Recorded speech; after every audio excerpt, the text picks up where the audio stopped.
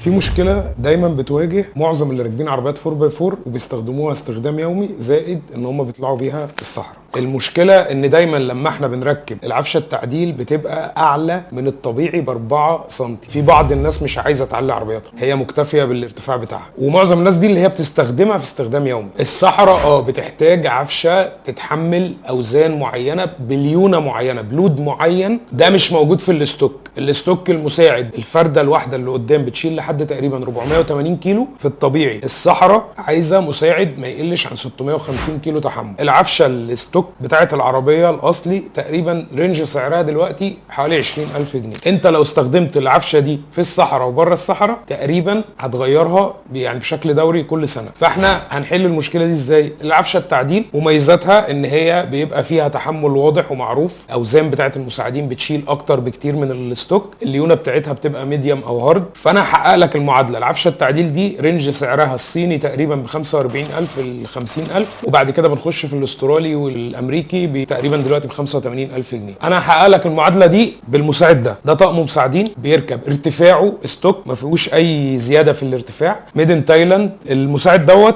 في هنا بتتحكم في اللود بتاعه، يعني عايز تمشي على الاسفلت شغله سوفت، عايز تمشي على ارض رمليه وصحراء بس مش عنيفه شغله ميديوم لود، عايز تخش صحراء وهتدخل بقى وتلعب جوه في الصحراء هتشغله هارد. طقم المساعدين ده متوفر لعربيات اف جي كروزر، برادو، تويوتا لاند كروزر، تويوتا فورشنر، معظم العربيات ال4 باي 4 التويوتا، وده ثمنه ما يتخطاش ال 10000 جنيه. عايز تعرف تجيبه منين وتفاصيله بالكامل اسال محرم، اكيد هتستفيد.